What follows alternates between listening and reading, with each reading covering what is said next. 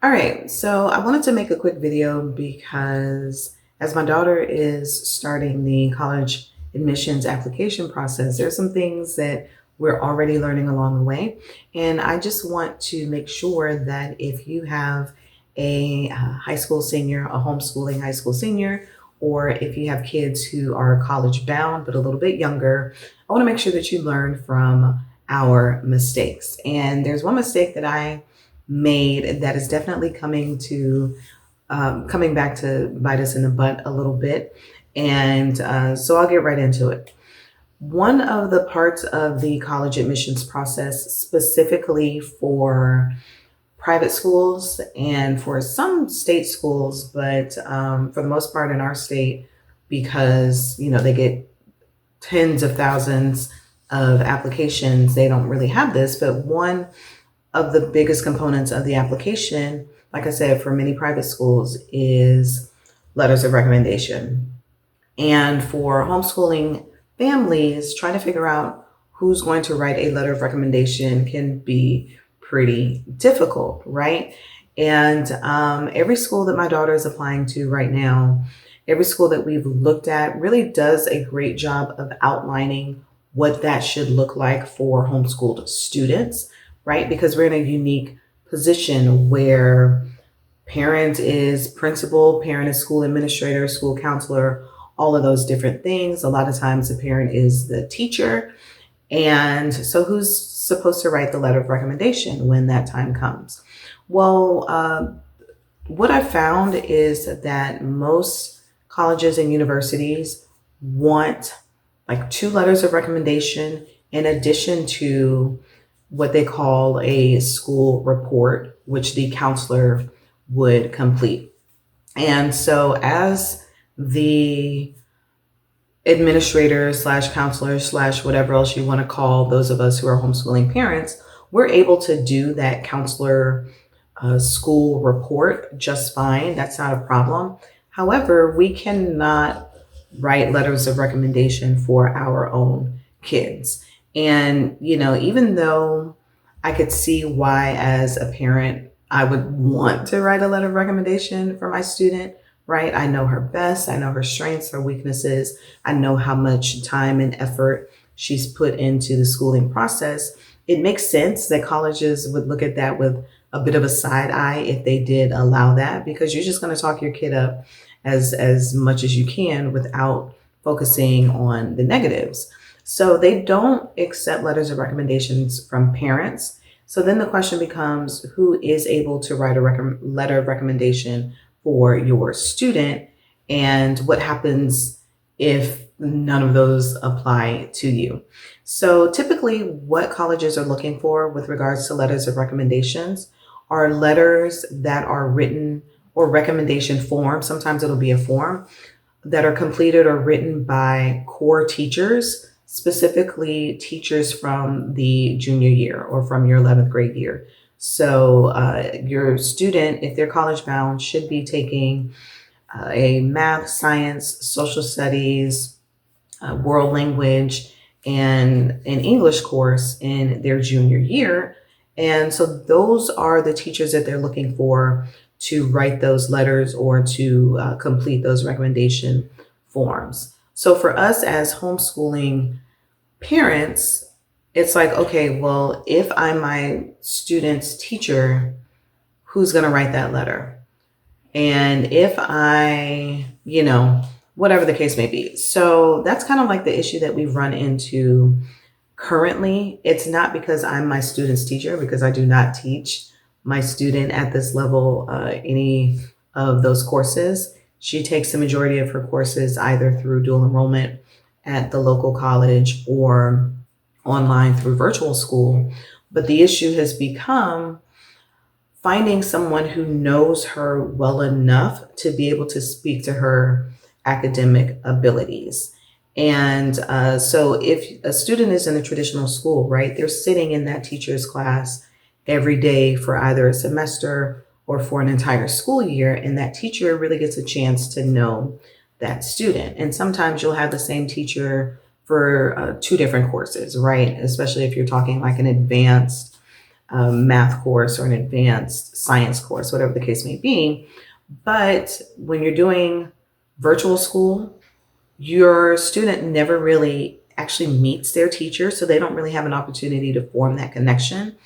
In our case, with dual enrollment, my daughter's classes through the local junior college are online. So it's the same thing. Like, she doesn't get a chance to meet or interact with her instructor the way that she would if she were taking face to face classes. So she does not get a chance to form that relationship. So this is an issue that we've run into. And I'm like, okay, well, how is this going to limit my daughter's ability to be competitive at a school that requires letters or forms of recommendation when she does not really have those relationships formed with those instructors or with those teachers? So unfortunately, what that means for us is we're going to be at a disadvantage, honestly. Like, at this point, there's really nothing that we can do about it to kind of go back and say, oh, let me go and take that course or take this course and have this teacher write this letter. Like, what's done is done. And the courses, I don't know. We're definitely at a disadvantage at this point. So my recommendation for other parents who are kind of coming up in the next couple of years and are looking for, are getting ready to help their students apply to college is to really, at the very beginning or before a class starts, think of it in terms of ways that your student can interact with their instructor, interact with their teacher to make themselves known, right? So in a virtual class, if your student is doing virtual, that means attending all of the, we call them here live lessons. Basically, if there's any tutoring, if there's anything being offered, attending all of that and making sure that those lines of communication are open. If your student is doing dual enrollment or taking classes at a college, university, that kind of thing, making sure that your student is attending office hours, participating, like doing all of those things so that they're actually forming those connections with their students. And of course, it doesn't help. It doesn't hurt if they are great students in the course and they're really kind of carving out a space for themselves in that course, because, when we talk about an online class, those instructors or those teachers can have, hundreds of students. And so you really need to find a way, or your student really needs to find a way to be able to kind of stand out amongst all of those students who are vying for that attention. And so other things that your student can do are, look to teachers in other academic areas, maybe that they have taken classes or they've excelled in. So if they've been involved in some kind of course or activity for a couple of years, like, no, it's not necessarily going to hold the same weight as, say, a math or science teacher from junior year, but at least you can kind of show a pattern of connection with, let's say, a dance teacher or a drama teacher or, a teacher in another subject area that your student has maybe been taking courses in over time.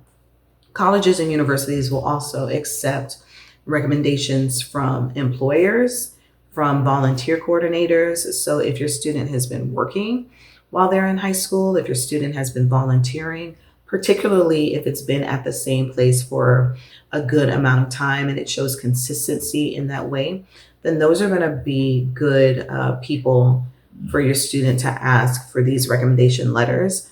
But you will need to have at least one academic instructor writing a recommendation letter or filling out one of those forms for your student. So that's definitely a mistake that we have made, is not ensuring that she was forming those relationships. I kind of looked at it and she kind of looked at it more so in terms of, okay, we're taking that class, or she's taking the class, because I'm not taking the class. She's taking that class. We're going to do everything that we need to do to get her through that class, and then looking to the next semester versus really focusing on forming those relationships. So that's something that I would do differently if we had the opportunity. I would definitely encourage her to, not necessarily be a teacher's pet, but to make sure that her instructor knows who she is, especially in the virtual setting. All right, so that was just some information that I had that I wanted to share based on my experience. If this has been helpful to you, make sure that you tune in and watch the next video, because I'm learning a lot as we go through this college application process as a homeschooling family. And there's definitely much more that I want to share with you. So tune in, stick around, and hopefully I will see you in the next video.